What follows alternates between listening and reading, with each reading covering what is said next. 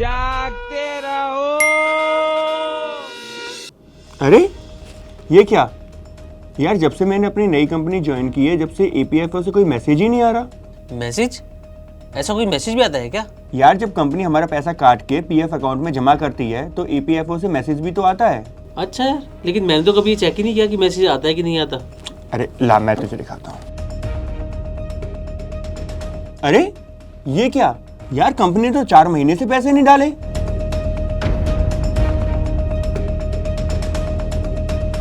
આ સમસ્યા માત્ર રોહન અને મોહિતી સાથે જ નથી થઈ, ઘણા બધા એમ્પ્લોયી આવી મુશ્કેલીઓનો સામનો કરી રહ્યા છે.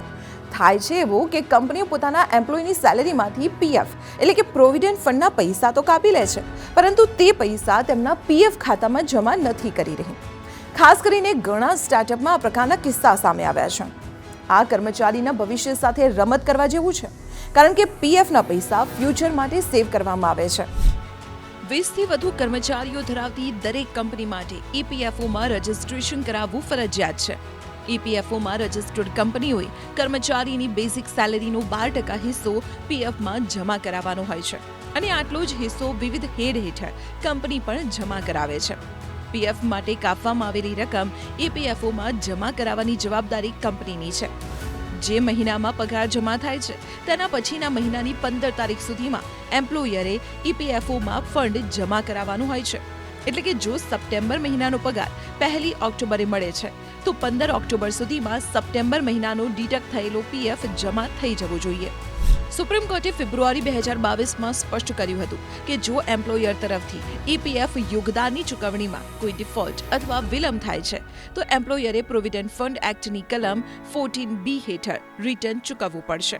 કંપનીઓ પીએફ કાપ્યા બાદ તેને જમા કરાવવાની જવાબદારીથી ભાગી નથી શકતી.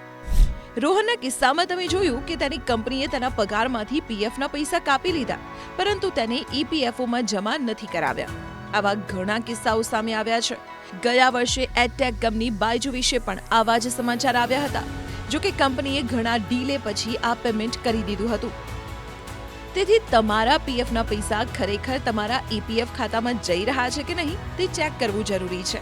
તમે સરળતાથી તમારા પીએફ ખાતામાં કેટલી રકમ જમા થાય છે, દર મહિને કેટલા પૈસા જમા થઈ રહ્યા છે કે નહીં, આ બધું જ ચેક કરી શકો છો. પગારમાંથી કાપવામાં આવેલા પીએફના પૈસા ઈપીએફ ખાતામાં જમા થયા છે કે નહીં તે જાણવાના ઘણા રસ્તાઓ છે. એક રસ્તો એ છે કે ઈપીએફઓ પોર્ટલ પર જાઓ અને તમારા અકાઉન્ટમાં લોગિન કરો અને ચેક કરો. બીજી રીત એ છે કે તમે ઉમંગ એપ ડાઉનલોડ કરો, સાઇન અપ કરો અને ત્યાંથી પાસબુક ડાઉનલોડ કરીને ચેક કરી શકો છો. ત્રીજી પદ્ધતિ જે સૌથી સરળ છે તે એ છે કે તમે તમારા રજિસ્ટર્ડ મોબાઈલ નંબર પરથી 7738299899 નંબર પર એસએમએસ કરો. આ નંબર પર મેસેજ ટાઈપ કરો, ઈપીએફઓ HO સ્પેસ UAN લખો અને પછી તેને સેન્ડ કરી દો. તમે તમારા રજિસ્ટર્ડ મોબાઈલ નંબર પરથી 9966044425 પર મિસ કોલ કરીને પણ આ જાણી શકો છો. હવે જ્યારે તમને એ ખબર પડે કે તમારા પગારમાંથી પીએફના પૈસા કપાઈ ગયા છે પરંતુ તમારા પીએફ ખાતામાં જમા નથી થયા, તો આવી સ્થિતિમાં તમે શું કરશો? આ સમસ્યાનો ઉકેલ કેવી રીતે લાવશો? તમે કંપનીને સમસ્યા વિશે જણાવ્યું પરંતુ કંપની તમારી વાત નથી સાંભળી રહી, તો શું વિકલ્પ છે? આ મહત્વપૂર્ણ સવાલ છે અને આના માટે તમારી પાસે કયા ઉપાયો છે તે જાણવું તમારા માટે જરૂરી છે.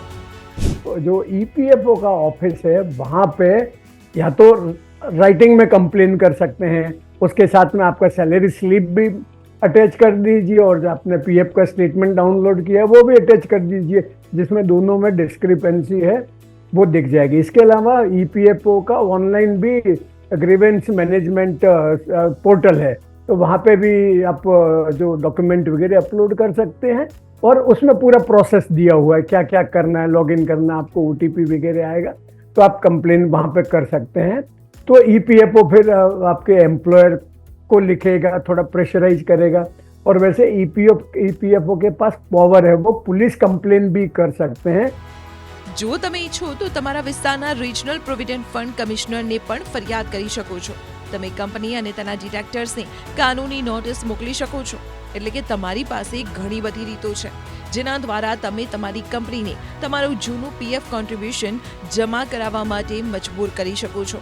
તમે એવું પણ નક્કી કરી શકો છો કે ભવિષ્યમાં તમારી સાથે આવું ફરીથી ન થાય. છેવટે અમે એટલું જ કહીશું કે તમારે જાતે એલર્ટ થવું પડશે. પીએફના પૈસા કપાઈ રહ્યા છે તો તમારે મહિનામાં એકવાર ઈપીએફઓમાંથી તમારા પાસબુક બેલેન્સનો એક મેસેજ આવશે, જેમાં તમારું મંથલી કોન્ટ્રીબ્યુશન પણ દેખાશે. એટલે જો તમને આવો કોઈ મેસેજ નથી આવી રહ્યો તો સૌ પ્રથમ એલર્ટ થઈ જાઓ, કારણ કે પીએફ તમારા ભવિષ્યની દ્રષ્ટિએ એક જરૂરી ફંડ છે. એટલે તમે તમારા સેલેરી સ્લીપના દરેક હિસ્સાને ચકાસો. પૈસા યોગ્ય જગ્યાએ જઈ રહ્યા છે એ જરૂર જુઓ. પોતાની મહેનતની કમાણીનો પૂરો હિસાબ જાણવાનો તમને હક છે. એટલે જાગતા રહો અને કંપની જો જવાબદારી નથી લઈ રહી તો પોતાના અધિકારના પૈસા માટે યોગ્ય પ્લેટફોર્મ પર ફરિયાદ જરૂર કરો.